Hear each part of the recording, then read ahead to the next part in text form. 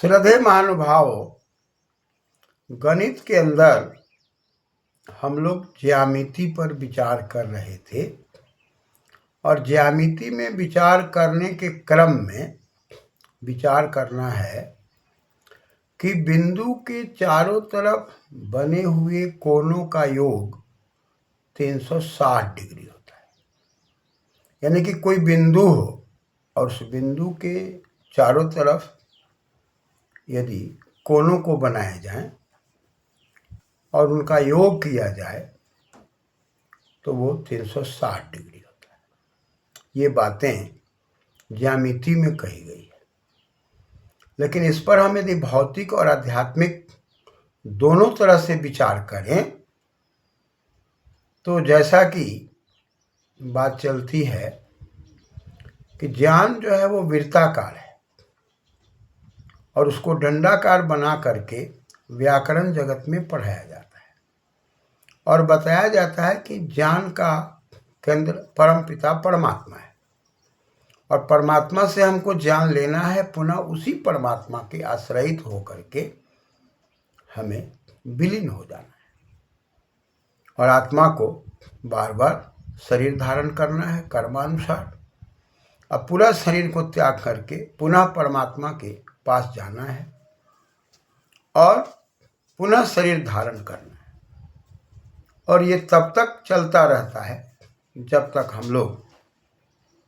समाधि की अवस्था से ऊपर की ओर गति, मोक्ष की गति नहीं प्राप्त कर लेते, मुंचति मोक्ष। लेकिन कोई भी शास्त्र यदि हम पढ़ते हैं तो उस शास्त्र का केवल उद्देश्य कमाना खाना नहीं होता। कमाना खाना तो एक समान लक्षण है, लेकिन हम धर्म पूर्वक अर्थ कमाते हुए अपनी इच्छाओं को पूर्ण करते हुए अंत में मोक्ष की ओर जाते हैं, मुंचति मोक्ष। एक तरफ हम दुखों से ऊपर उठते हैं और दुखों से ऊपर उठने के लिए हम कई कलाओं को अपने जीवन में धारण करते हैं। ज्ञान को धारण करके ज्ञान विज्ञान से युक्त होकर के हम आगे बढ़ते हैं। तो इस प्रकार से यदि गणित जगत में बिंदु की बात कही गई और उस बिंदु के चारों तरफ जो कोण की बात कही गई और वह 360 डिग्री, उसके योग की बात कही गई कि भाई कोणों का योग 360 डिग्री। तो कोणों में हम यदि कोण पर बात करते हैं तो कोण शब्द है और शब्द ही ब्रह्म है। अतः शब्द का गहन अध्ययन करना ब्रह्म के नजदीक पहुंचना है। तो एक शब्द है बिंदु और बिंदु में विधि अवयवे धातु है, प्रत्यय बिंदति बिंदु। वह अवयव जो रेखा का निर्माण करता है उसको बिंदु कहते हैं। एक तल प्रतिष्ठायाम धातु है। एक तल पर जब हम सम लगा देते हैं तो समता का प्रतीक है। समति सम संतुलन का प्रतीक है, बराबरी का प्रतीक है। तो एक बिंदु से यदि हम दाहिने तरफ बढ़ा दें और बायां तरफ बढ़ा दें तो रेखा का निर्माण हो जाता है। इसी प्रकार से वहां से हम ऊपर की ओर, उत्तर की ओर बढ़ा दें, दक्षिण की ओर बढ़ा दें तो भी रेखा का निर्माण हो जाता है। उस बीच में फिर हम 2 भाग कर दें, 3 भाग कर दें तो कई कोणों का निर्माण हो जाता है। लेकिन इस कोणों के निर्माण में जो हम देख रहे हैं, इसमें बिंदु से यदि हम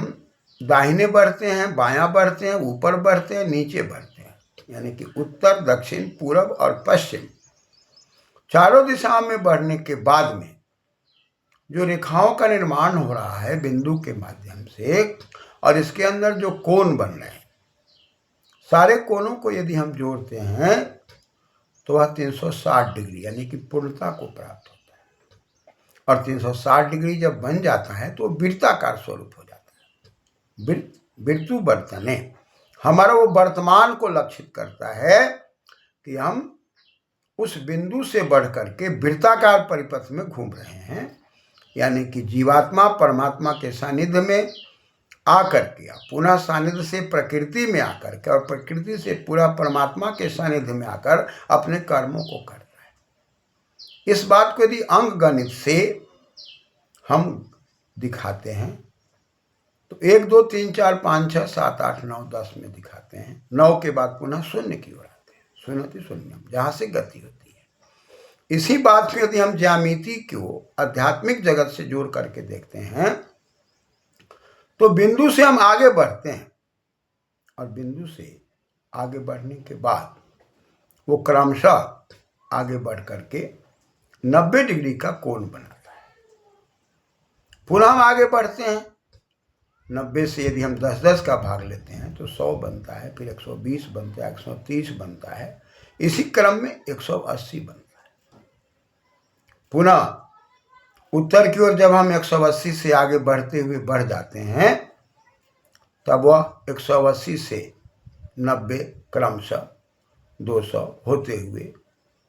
और इसी क्रम में पुनः वो 270 आदि होते हुए 10-10 जोड़ते हुए पुनः हम 360 तक पहुँचते हैं। और उन कोणों को यदि जोड़ते हैं, चाहे वो जो भी कोण बनता हो एक बिंदु से चारों तरफ, उनका योग होने के बाद यदि 90-90 बनता है तो भी 360 डिग्री है। यदि कहीं पर 60 बनता है, कहीं पर 30 बनता है, पुनः उसको 180 से मिलान करते हैं तो स्ट्रेट लाइन बनता है, जिसको हम लोग ऋजु कोण कहते हैं, जो रीज की व्यवस्था को दिखाता है, जो सरल व्यवस्था को दिखाता है, रीत की व्यवस्था को दिखाता है, परमात्मा की व्यवस्था को दिखाता है कि जितना हम सरल सहज होकर के आगे बढ़ते हैं, सीधा होकर के बैठते हैं, तो पुनः हम वृत्ताकार परिपथ में चले आते हैं। तो ये सारी चीजें जो हमको दिखाई पड़ रही है, इसके अंदर यदि हम कल्पना करते हैं कि बिंदु से दाहिने की ओर हमने रेखा को खींचा, बायां की ओर खींचा, ऊपर की ओर खींचा, नीचे की ओर खींचा, ऊपर दक्षिण पूर्व पश्चिम की ओर खींचा, तो खींचने के बाद हम देख रहे हैं कि 180 डिग्री का निर्माण हो रहा है और ऊपर और नीचे सभी रेखाओं को मिला करके जोड़ रहे हैं तो वो 360 डिग्री, 180 और 180 360 डिग्री का रूप ले रहा है। यदि हम 0 से बढ़ करके 90 तक जाते हैं, 90 से 180 जाते हैं, पुनः 90-90 को जोड़ते हैं तो 9 चौक 36, पुनः 360 डिग्री का कोण बनता है। इस प्रकार से सिद्ध हो जाता है कि सारे कोणों का योग 360 डिग्री के बराबर हो रहा है। यदि हम 45-45 लेते हैं तो भी 360 डिग्री कोण हो जाता है। कहीं 60 लेते हैं, कहीं 30 लेते हैं, 45 लेते हैं, फिर भी जोड़ते हैं तो पुनः 180 होकर के पुनः 180 180 360 हो जाता है। इसलिए सिद्धांत में बात कही गई कि बिंदु के चारों तरफ जो भी कोण बनाए जाएंगे और उसका योग जब भी करेंगे तो अंत में 360 डिग्री, यानी कि एक बिंदु से जान के एक बिंदु से हम चलेंगे तो अंत में हम जैसे परमात्मा के पास पहुंच जाते हैं, ठीक उसी प्रकार से ये गणित की विधा में बात दिखाई जा रही है कि हम बिंदु से चल करके अब पुनः बिंदु पर पहुंच जा रहे हैं। तो इस बात को यदि हम चिंतन मनन करते हैं, कोण यदि शब्दे अर्थ में है, कोणति कोना घय प्रत्यय लग करके कुनति कोना बना हुआ है, तो शब्द से हम अर्थ में आते हैं और अर्थ में शब्द से जाते हैं और शब्द और अर्थ दोनों को समझते हैं। अर्थ जो है जगत है और शब्द जो है वो ब्रह्म है। इस बात को समझने के लिए हम यदि 4 पाद की तुलना करते हैं कि भाई ये 4 पाद है, एक पहला, दूसरा, तीसरा और चौथा, और पाद पर यदि विचार करते हैं तो पद गतौ धातु है और पद गतौ धातु पर विचार करते हैं तो जहाँ पर गति है वह पद से पाद बना हुआ है, पाद घय प्रत्यय लगा हुआ है। तो यह जो गति दिखाई दे रही है, इसको यदि वेद मंत्रों में हम देखने का प्रयास करते हैं तो वहाँ पर लिखता है एतावानस्य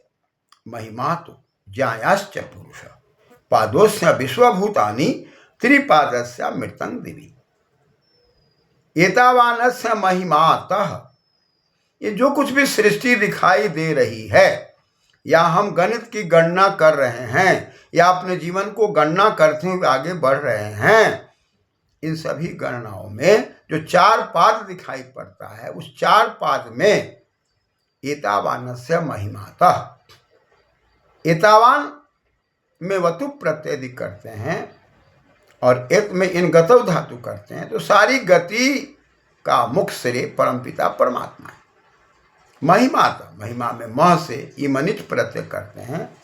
तो महिमा शब्द बनता है, तस करके महिमातः। उसी परमपिता परमात्मा की महिमा से, वो कैसा है परमात्मा, तो कहा कि ज्यायाश्च पुरुष, वह पुरुष क्या है, तो ज्यायान है। और ज्यायान पर यदि हम विचार करते हैं तो प्रशस्य स्रह ज्य से ज्य आदेश हो जाता है प्रशस्त को, यानी कि वो सबसे श्रेष्ठ है,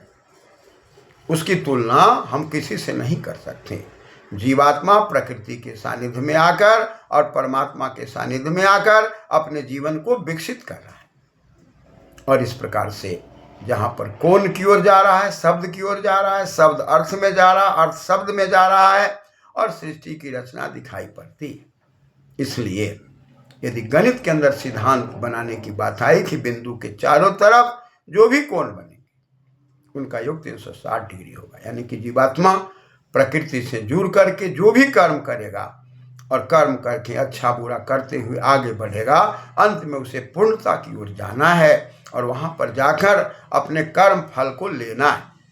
अच्छे कर्म फल से उन्नति की ओर जाना है और अच्छे कर्म नहीं है तो अवनति की ओर जाना है। लेकिन इस वीरताकार परिपथ में ही हमको भ्रमण करना है, और इस परिपथ में भ्रमण करते हुए वह जो ज्यायान परमात्मा है, जो सबसे श्रेष्ठ परमात्मा है, जिसमें प्रशस्त को ज्य आदेश हो रहा है, और वहाँ पर द्विवचन विभजोपपदे तरभी यह सुनो, यह सुन प्रत्यय लग रहा है। और यह सुन प्रत्यय का है कि विभाग हो रहा है, 1 विभाग, 2 विभाग, 3 विभाग, 4 विभाग, 4 पाद हो रहे हैं। और सब विभाग में हम विभाजित होकर के कभी घर परिवार में विभाजित होते हैं, कभी नाते रिश्तेदारों में विभाजित होते हैं, और विभाजित होकर के आना जाना हमारा आपका लगा हुआ है क्रमशः।